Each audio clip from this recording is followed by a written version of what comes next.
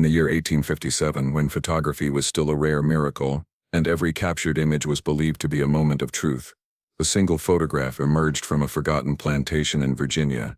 A quiet portrait that seemed ordinary to the eye, yet carried a silence so heavy it felt deliberate. The slave in the image stood still, expression unreadable, posture almost obedient, as if the camera itself was another master demanding compliance.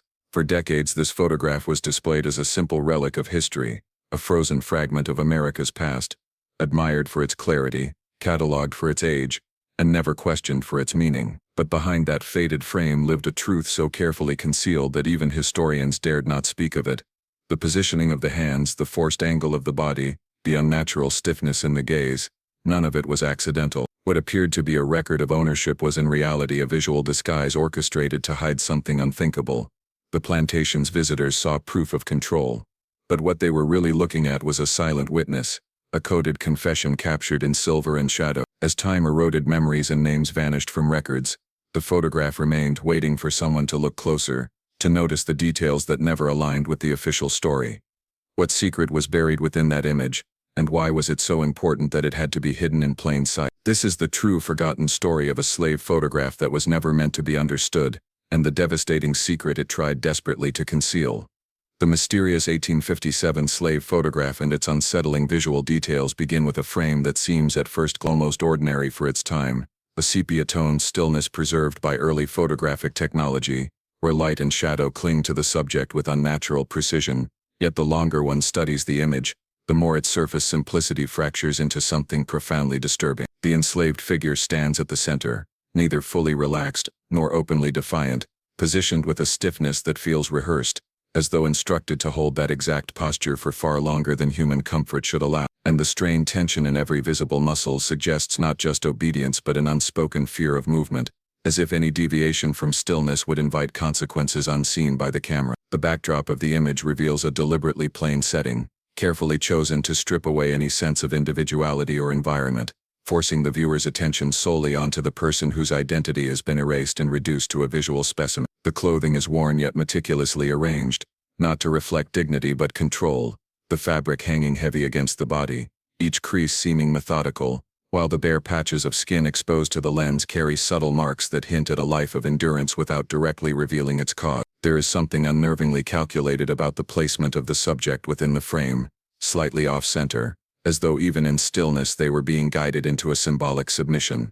The eyes, however, draw the deepest unease, not because they reveal openness or emotion, but because they are void of resolution, staring past the lens with a gaze that refuses to meet the viewer directly, as if the mind behind them has retreated to a place where neither camera nor captor can follow. The expression is neither sorrow nor anger alone but a mixture so complex that it feels deliberate, a frozen conflict between a human spirit and the forced narrative imposed upon it, creating a psychological tension that lingers long after the first glance. The unnatural positioning of the hands amplifies this discomfort, resting in a rigid formation that looks more like a display than a natural posture, fingers slightly curled in a way that suggests they were instructed where to fall, how to be seen, how to exist within that moment of document. It becomes clear that the photograph is not a candid relic of history, but a constructed scene, a performance of domination meant to reinforce a false sense of order, where the enslaved body is arranged as proof of ownership rather than a reflection of humanity. Even the lighting feels complicit,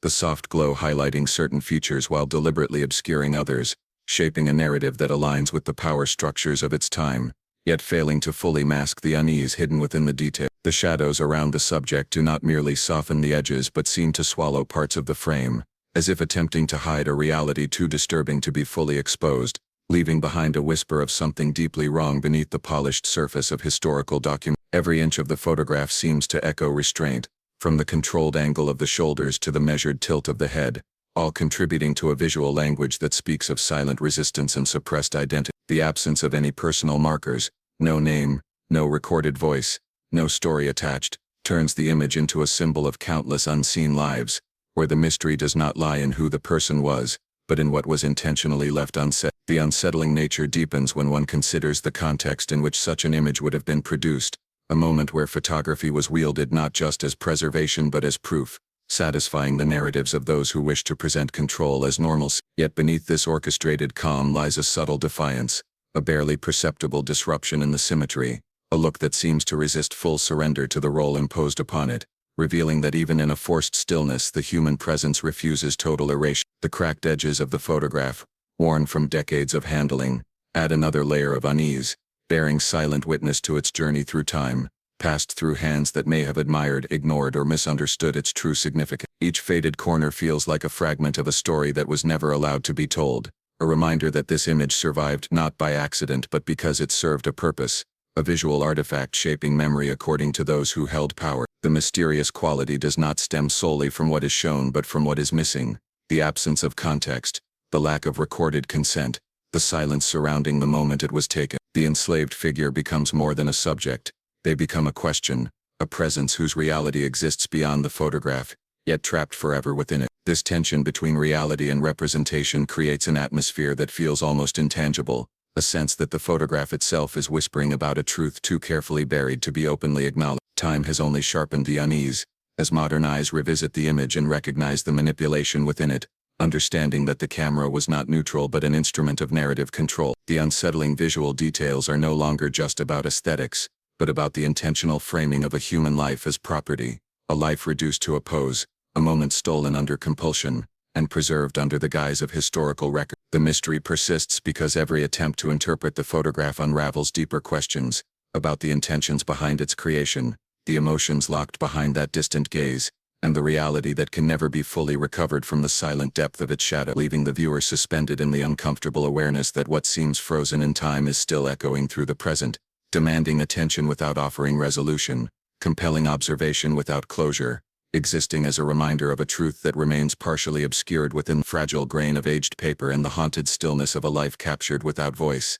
Hidden symbols and unnatural positioning suggesting a concealed truth emerge not as obvious signals but as carefully arranged elements designed to pass unnoticed by a casual observer, yet deeply unsettling to anyone willing to examine the image with patience and care. The photograph does not merely show a subject standing before a camera, it presents a scene orchestrated with intent, where every subtle angle carries weight, and every slight deviation from natural posture hints at a message concealed beneath the surface. The way the body is turned, not facing the lens straight on yet not fully in profile, creates a sense of restraint, as though the subject has been positioned to appear compliant, while still revealing just enough tension to suggest silent resistance. The alignment of the shoulders appears forced, one slightly higher than the other, an imbalance that disrupts the symmetry expected in formal portraits of the era. This unevenness does not feel accidental but rather imposed, as if the subject was directed into a stance that symbolized submission without allowing the comfort of natural rest. The tilt of the head follows this same pattern, angled just enough to appear attentive,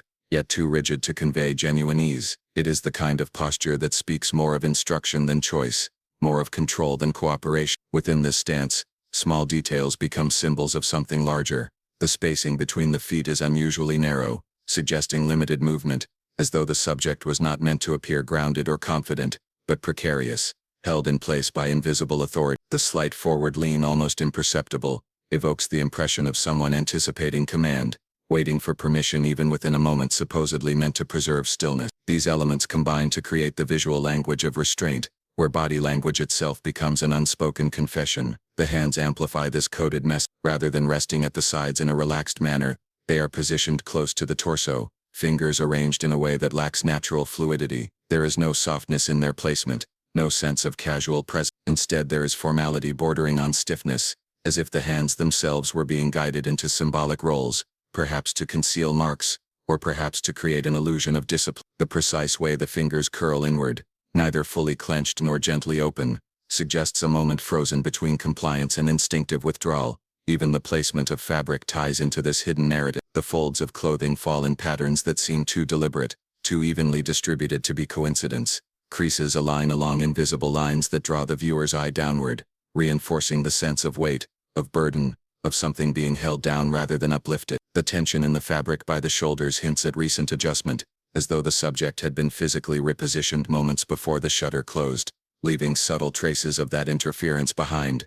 The background, though plain, carries its own quiet symbolism. Its emptiness forces isolation, but the faint texture behind the subject suggests a constructed environment, possibly intended to erase context, and replace it with a narrative of obedience and order. There is a sense that the setting itself has been simplified to direct focus, not toward humanity but toward possession, transforming the subject into a living object staged for documentation rather than understanding.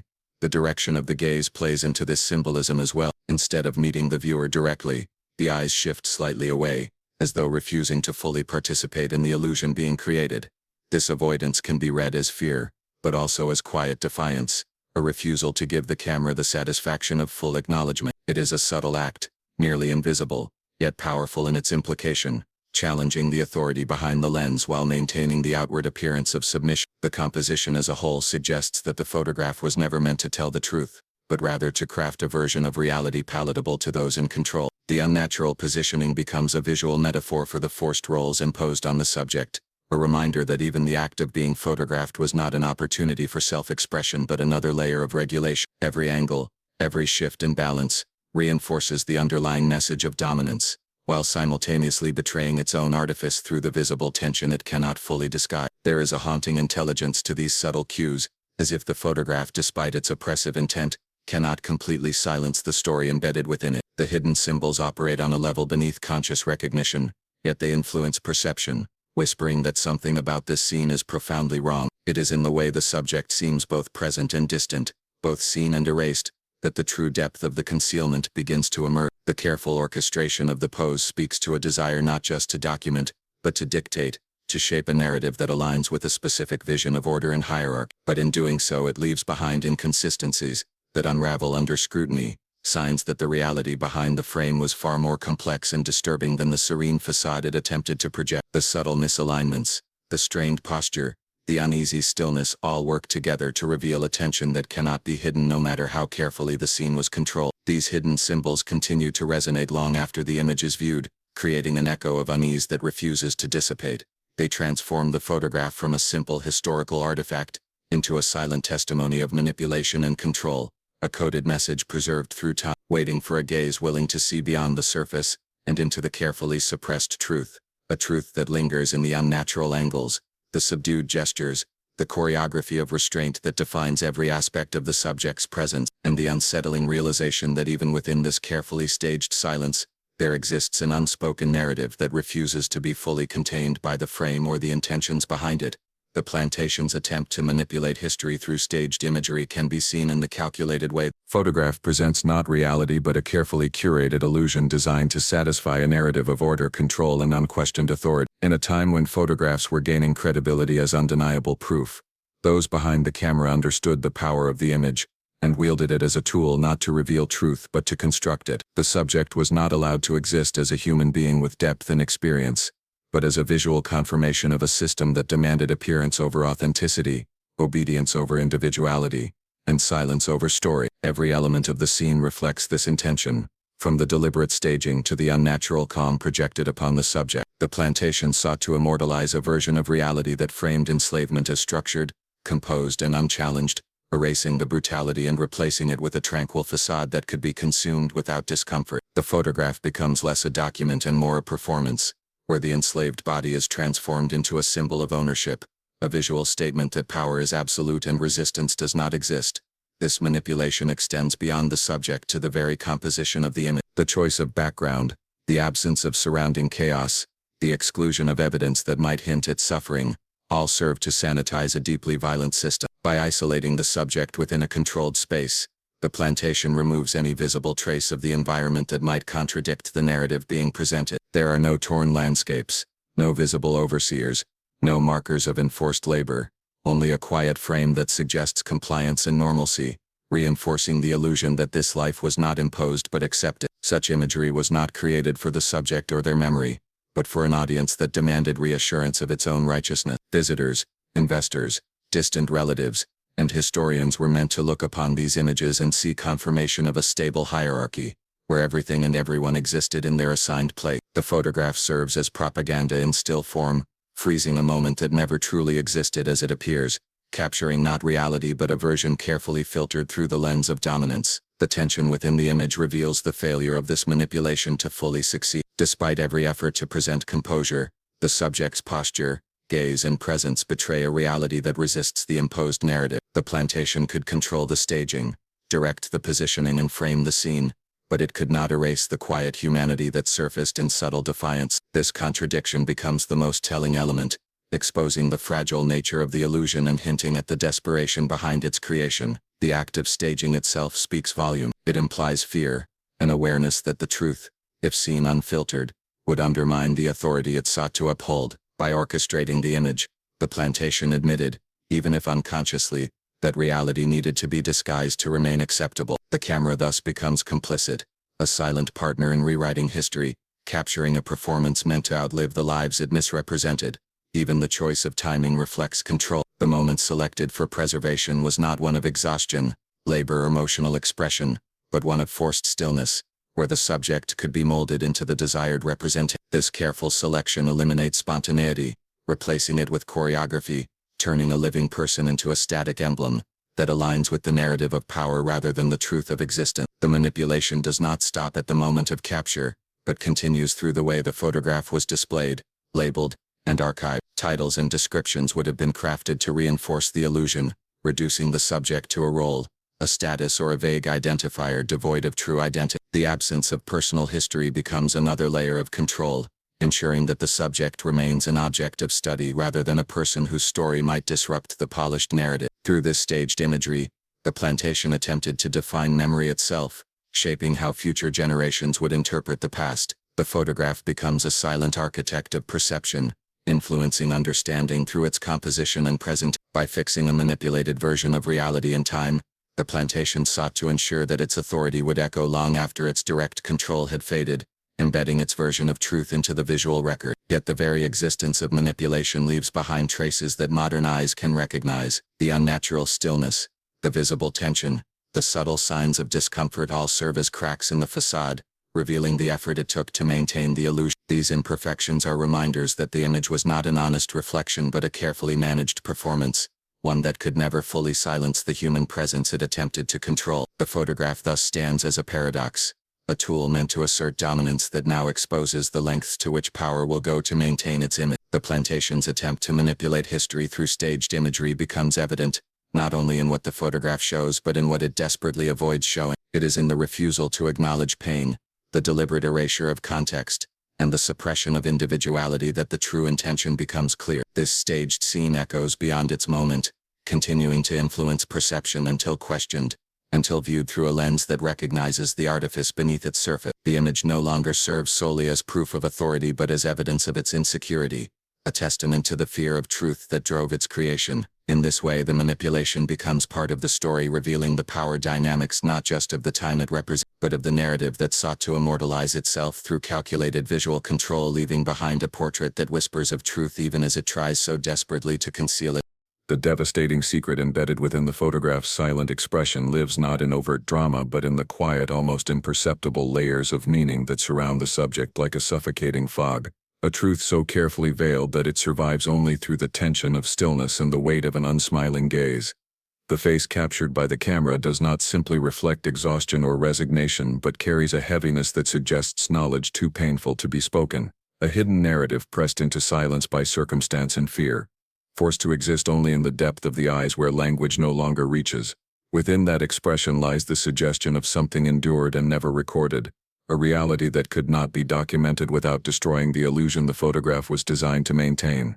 The faint tightness around the mouth hints at restraint, as though words once urgently needed were swallowed again and again until silence became the only form of survival. The eyes, though distant, suggest an awareness and understanding that the image being created was not for their benefit but for the preservation of a system that demanded invisibility from the very people it exploited. This secret does not announce itself, instead it whispers through subtlety, through a careful reading of emotion that defies the surface calm. There is a tension in the gaze that feels unresolved, a trace of memory that refuses to vanish, as if the subject carries within them knowledge of an event, a cruelty or a loss that the photograph attempts to erase. The stillness becomes an act of endurance, the expression a shield against further harm, protecting a fragment of truth that could not be shared. The devastating nature of this concealed reality emerges when one considers what the expression refuses to give away. There is no comfort, no peace, no acceptance, only a quiet resolve shaped by necessity rather than choice. It hints at a life constrained by forces beyond control, a history written by others and experiences too severe to be acknowledged in the presence of authority. The photograph thus becomes a paradox, preserving a face while erasing the story that formed it. The silence of the subject speaks louder than any visible sign, a silence that implies familiarity with cover, with moments of fear that left scars not meant for display. The eyes avoid direct confrontation not out of weakness but as a learned response to survive within a world where visibility itself could invite danger. The expression becomes a map of endurance, tracing the invisible lines of trauma and resilience etched into a life that was never meant to be fully seen. This hidden truth feels devastating because it suggests continuity, a reality that extended beyond the instant the photograph was taken and into days, years, and generations that followed. The expression carries the weight of countless untold moments, nights filled with uncertainty, days defined by labor and the ever-present awareness of being regarded as less than human. In that silent face lies the echo of experiences that no lens was meant to capture yet somehow remain embedded within the image. The photograph pretends neutrality, but the expression betrays a deeper awareness and inner narrative that resists the imposed fiction. It is here in this reluctance to perform that the devastating secret lingers, a quiet refusal to fully submit to the role being assigned. The subject becomes more than a symbol. They become a witness to a truth that could not be openly declared but was preserved in the subtle language of expression. Every time the photograph is studied, that silent gaze reasserts its presence, reminding the viewer that the calm surface conceals a storm of experience. The devastation lies not only in what was endured but in the knowledge that it had to be hidden, buried beneath a facade of composure, forever unspoken. The eyes reflect not only pain but the burden of carrying memories that must remain unacknowledged in public sight. The secret embedded within that expression threatens the integrity of the narrative crafted around it. It challenges the idea that the photograph is merely a historical artifact and forces recognition that behind every staged image exists a human reality distorted by power. The face resists full interpretation, guarding its truth with a silence that feels intentional, as though revealing too much would compromise the last fragment of autonomy left. This devastation is compounded by the realization that the subject's story was never meant to be told on their own terms. The expression hints at awareness of this injustice, at an understanding that their image would outlive them while their voice would not. The photograph thus traps both presence and absence, preserving the outside while burying the inside beneath layers of visual control. The secret remains suspended in the space between viewer and subject, communicated through the slightest trace of emotion, the barely perceptible tension of the brow, the guarded distance of the eye. It calls into question not only what happened to this individual but what was systematically inflicted upon countless others, whose expressions were never captured or whose images were lost to time. In this silent exchange, the photograph becomes more than a representation. It becomes a confession held in stillness, a testament to the emotional cost of erasure. The devastating truth remains unspoken yet painfully evident, carried by the subject's expression as a quiet reminder of all that was endured and all that was forced into silence, shaping an image that continues to speak through its refusal to fully reveal, through the depth of a gaze that holds more than it ever dares to show, through a stillness that echoes with the presence of a story too heavy, too painful, too dangerous to be spoken aloud yet impossible to truly erase from the fragile surface of time and memory. As the silent expression endures, suspended in that moment, carrying the weight of unacknowledged suffering, unresolved history, and an unbroken quiet that continues to watch, to resist, to exist within the frame without surrendering the fullness of its truth. And so the photograph remains, not as a trophy of the past but as an accusation that time could not silence. What was meant to prove control has become proof of humanity, and what was designed to erase a life now forces the world to remember it. The faded face once staged to obey now stands as a witness that refuses to bow, a reminder that even within chains, even within forced stillness, the human spirit leaves its mark. The devastating secret was never truly hid. It lived in the eyes, in the posture, in the quiet resistance woven into every detail, waiting for a moment when someone would finally look beyond the surface and see the truth it carried. This image did not preserve obedience. It preserved survival. It did not immortalize power. It exposed, and as history unfolds, the photograph no longer belongs to those who created it, but to those who dare to confront its meaning. It stands as a silent guardian of a story that could not be spoken, a voice without sound that echoes across generations, demanding recognition, demanding remembrance, demanding that what was once buried in shadows is finally brought into light, not as a forgotten relic but as a warning, a testament, and an unbreakable reminder that truth will always outlive those who tried to cage it.